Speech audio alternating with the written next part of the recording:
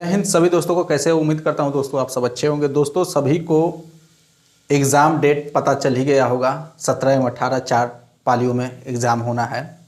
तो दोस्तों आप 20 दिन का समय है। 20 दिन में आप टारगेट रखो। आप मेहनत करोगे तो आप 20 दिन में ये करो कि हम 20 क्वेश्चन इंक्रीज करेंगे। जैसे कुछ स्टूडेंट्स कर रहे थे सर कि हमारा जो है अभी हम कर रहे हैं तब 160 170 नंबर हमारा आ रहा है। तो मित्र अगर आप जो है 20 दिन में 20 क्वेश्चन इंक्रीज करते हो, 20 प्रश्न इंक्रीज करते हो तो आपका 40 नंबर इंक्रीज होगा। ठीक है, और जो है 40 नंबर आराम से बढ़ जाएगा। अभी आप अपने आप को एनालिसिस करोगे तो इससे पहले कुछ दिन चलोगे, जैसे 1 महीना बिफोर आप चलोगे जिस समय नोटिफिकेशन आया था, तो उस समय आपका लेवल क्या था और कितने क्वेश्चनों पे आपका कमांडर कितना क्वेश्चन अटेम्प्ट कर रहे थे सही से। अब आप देखोगे तो उसमें बढ़ोतरी हुई है। तो आपको इसमें डरना नहीं है। देखिए डर भी लगता है, ऐसा नहीं है, तो डर के आगे जीत भी है।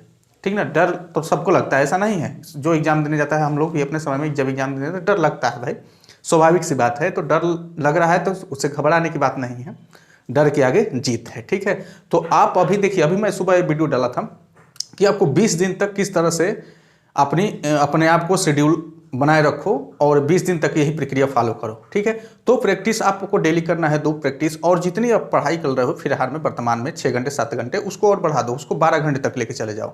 अगर संभव है तो और उससे अधिक लेके चले जाओ, क्योंकि 20 दिन का समय है।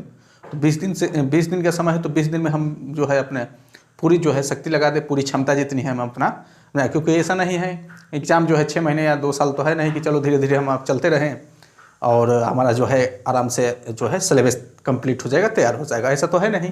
तो 20 दिन है, तो 20 दिन में दोस्तों जो है आप समय कम है तो आप अपनी पढ़ाई को बढ़ा दो इस समय। ठीक है, और प्रैक्टिस करो। प्रैक्टिस के लिए मैं बताया था, पूरा विधिवत में बताया हूँ कि प्रैक्टिस किस तरह करना है। आप जो है तुरंत आप वीडियो को उसको भी देख लीजिए और इसमें मैं जो बता रहा हूँ उसको भी आप करो। देखो प्रैक्टिस आपको डेली करना है, 2 प्रैक्टिस आप डेली करो। ठीक है, उसके बाद जो आपको वर्तमान में आपको चैप्टर है, मैथ का हो चाहे रीजनिंग का हो या फिर हिंदी का हो, कि आप इसमें वीक हो तो केवल उसी चैप्टर को इस समय टारगेट करो। ये नहीं कि सभी चैप्टर को, केवल इस समय प्रैक्टिस पे आप डिपेंड रहो। टोटल समय आप प्रैक्टिस को दो। प्रैक्टिस ही आपका नंबर इंक्रीज करता है। अब अगर आप 20 दिन में 20 क्वेश्चन जो है इंक्रीज करते हो तो आपका 40 नंबर, ऐसे 160 नंबर भी आपका, 170 नंबर भी इधर आ रहा है, तो आपका 210 215 आपका एग्जाम तक क्वेश्चन आपका सॉरी नंबर आपका 210 15 आराम से हो जाएगा। तो आप इसको फॉलो करो। देखो 20 दिन में आप किसी भी अनर्गल या फिर टाइम वेस्ट कहीं मत करो। 20 दिन आप टोटल केवल एग्जाम और एग्जाम पे फोकस करो। नो टॉकिंग, नो मतलब किसी से बातचीत नहीं, किसी से मिलना जुलना नहीं। बस 20 दिन तक अपने आप को समझ लो कि एक कमरे में पैक कर लो। ठीक है, और उसी में अपनी पढ़ाई को जारी रखो। देखो आज मैं इस वीडियो में आप लोगों को एक टारगेट स्कोर भी बताऊंगा। टारगेट स्कोर कर लो या फिर सेफ स्कोर कर लो। देखो आप उसी स्कोर को आपको टारगेट करना। ठीक है, आप एकदम बिल्कुल सेफ रहोगे। सभी को मैं बताऊँ, मेल हो चाहे फीमेल हो, किसी भी कैटेगरी से हो, सबको बता दूंगा। एक जो है आपका क्राइटेरिया मैं दे रहा हूँ, उस क्राइटेरिया को आपको टच करना है। अगर आप मित्र आप उस क्राइटेरिया को उस स्कोर को आप टच कर दे रहे हो तो आपका समझ लो कि आप उसमें फिक्स हो गया, मैंने एक सीट आपका फिक्स हो गया, उसमें किसी प्रकार का डाउट नहीं रहेगा। ऐसा नहीं है, अभी जो मैं स्कोर आपको बताऊंगा ऐसा नहीं है कि उससे 2 नंबर 4 नंबर 5 नंबर कम नहीं जाएगा, जाएगा श्योर जाएगा। लेकिन मित्र जैसे मैं जो स्कोर अभी इसमें बताऊंगा एकदम उतना स्कोर ला रहे हो तो आपको मतलब किसी तरह का डाउट नहीं रहेगा कि आपका सिलेक्शन ना हो।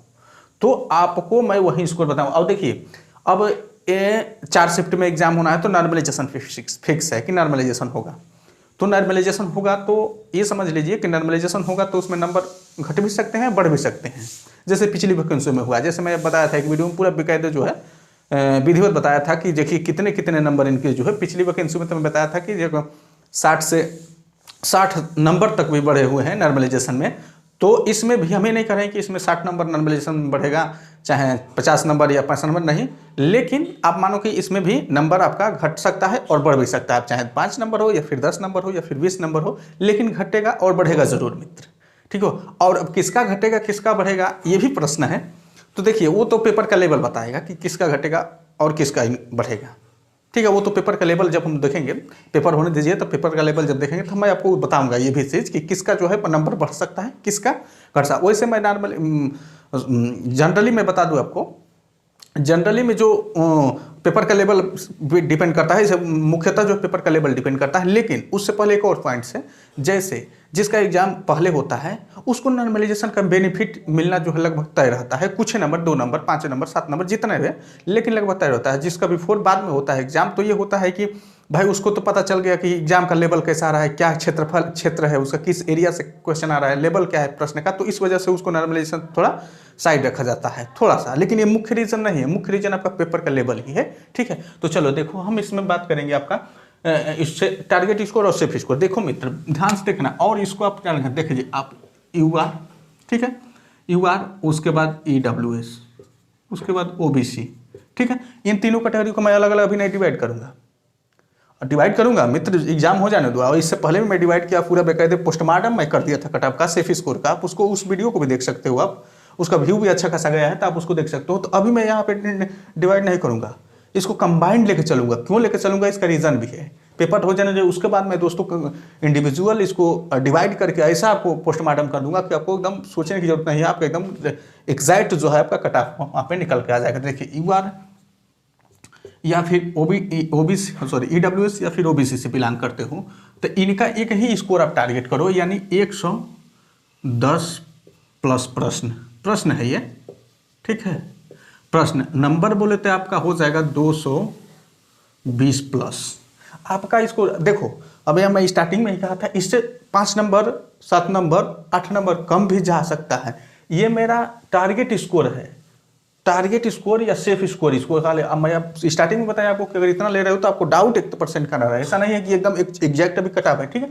220 UR और EWS OBC, ठीक।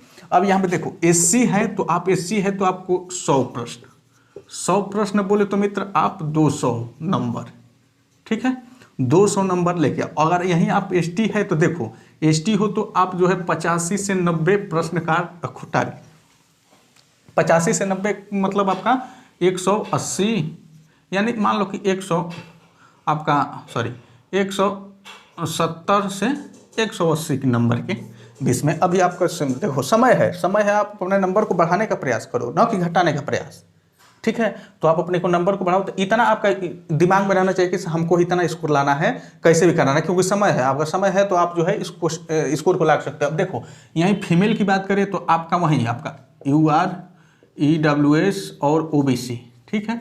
तो इनका भी आप 100 प्रश्न लेके चलो, ठीक है। देखो 100 प्रश्न के रखो, यानी 200 नंबर लड़कियों के, गर्ल्स के लिए, ठीक है।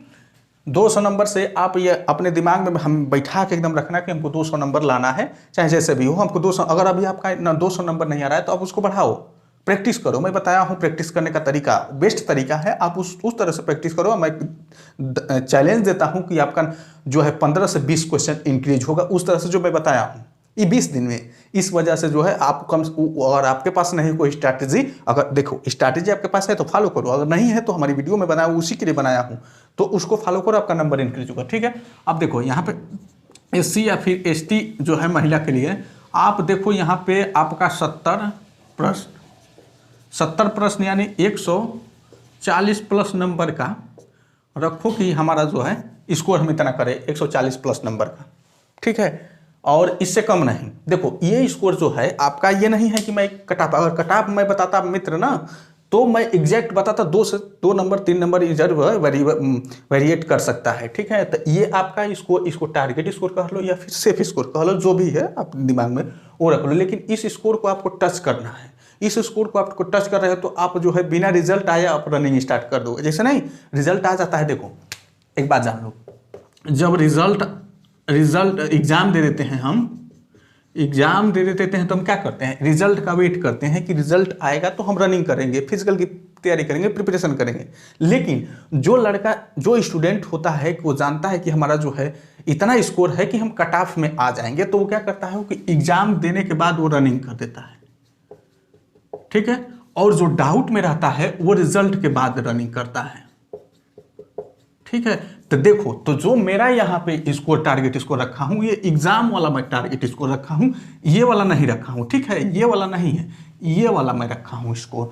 तो ये वाला स्कोर रखा हूँ, गर्ल्स हो चाहे बॉयज हो सबके लिए, ठीक है। तो ये वाला रखा हूँ ताकि आप एग्जाम देके आओ तो तुरंत अपना रनिंग स्टार्ट कर दो, ठीक है। अगर मैं रिजल्ट वाला रखता तो थोड़ा इसमें से कम रखता। देखो जो डाउट में रहता है वो जो है रनिंग भी करता है तो डाउट में रहता है यार कि ये तैयारी करे क्या पता हमारे रिजल्ट में नाम आए।